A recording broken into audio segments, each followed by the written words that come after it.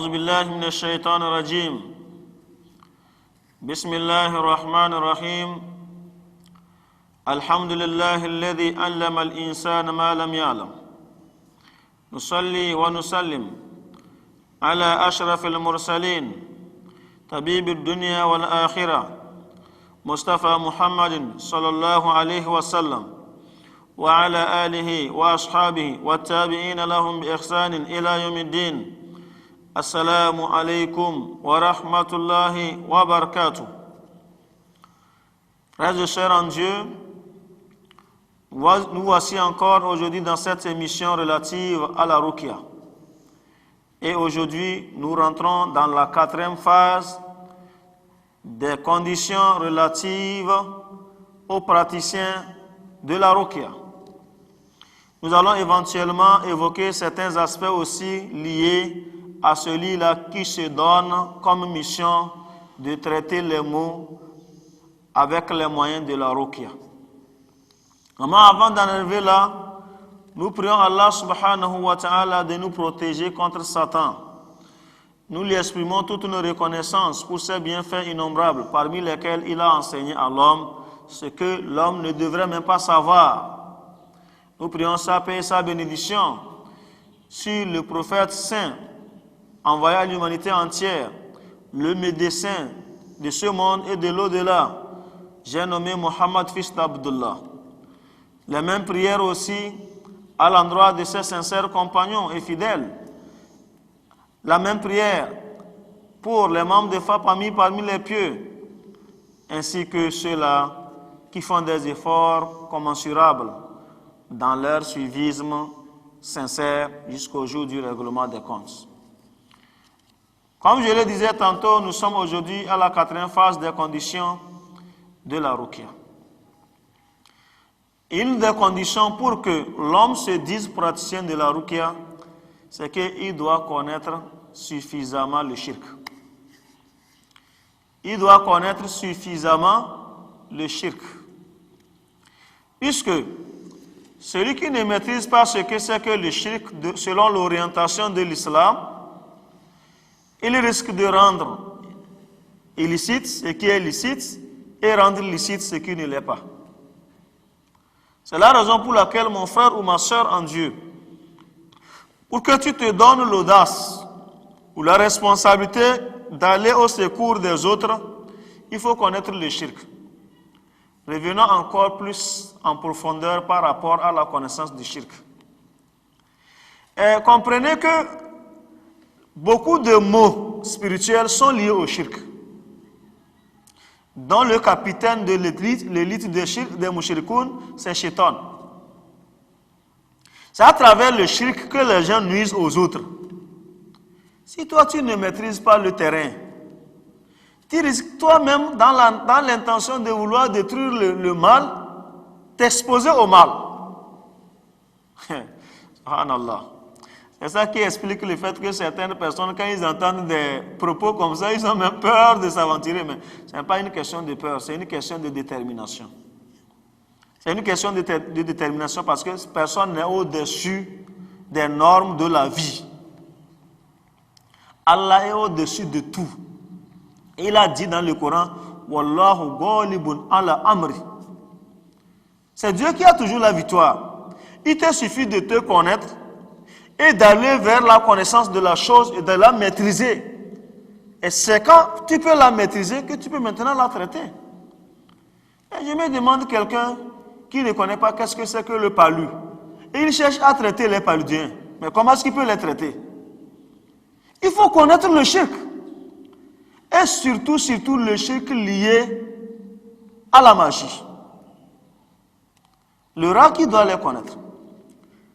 Et puis, c'est par rapport à leur connaissance que tu auras l'orientation à prendre pour détruire le mal.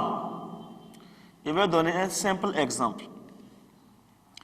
On a envoûté quelqu'un, envoûtement par enfouissement dans la terre.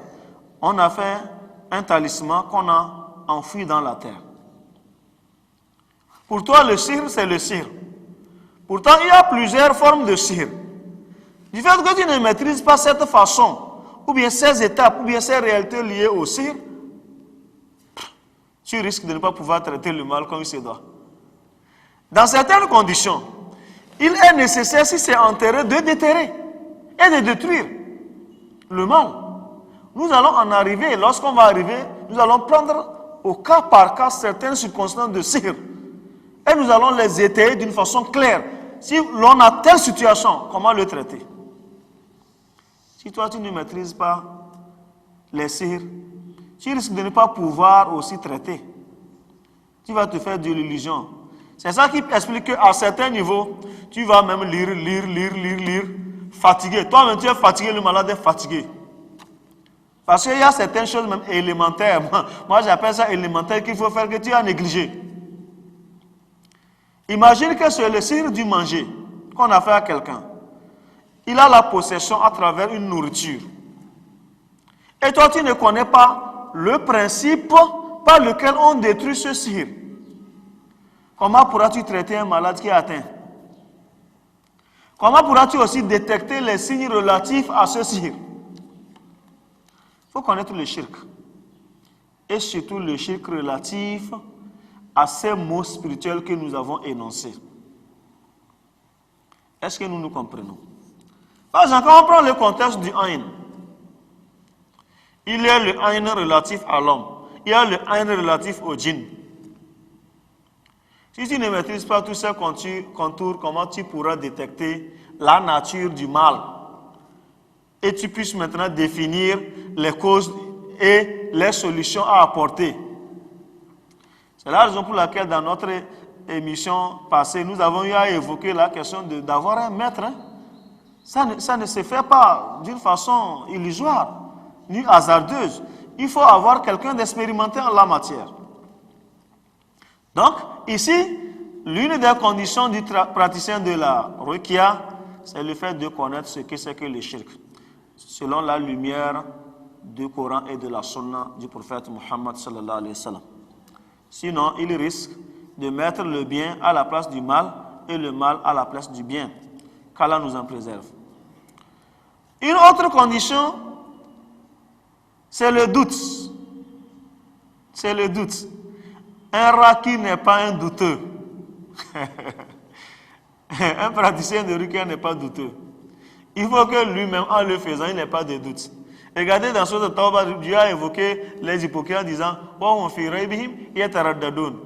c'est comme ça peut aller, ça ne peut pas aller. Non. Celui qui va faire la ruqya sait que ça doit aller. Ça doit aller. Même si éventuellement ça ne va pas actuellement. Il s'est donné l'expérience que dans 3 jours ça va aller. Et que dans 3 jours il n'a pas de résultat. Il sait que ça va aller, mais ce n'est pas encore arrivé. Le prophète Mohammed sallallahu alayhi wa sallam nous a enseigné que lorsqu'on invoque Dieu, quand on doute, Dieu ne prend pas l'invocation. Masha'Allah. C'est pourquoi le raqi doit comprendre qu'il invoque Dieu dans son travail. Et s'il a le doute, c'est que le travail ne sera plus efficace. Masha'Allah. Vous voyez? Ça, c'est étonnant même d'entendre un raqi dire que j'ai traité fatigué. Et ce n'est pas toi qui traites. Ce n'est pas toi qui guéris.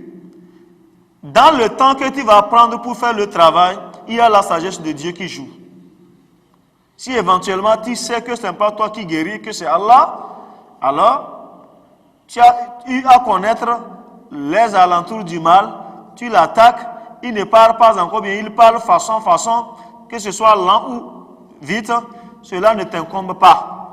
Tu n'as pas le droit d'être douteux.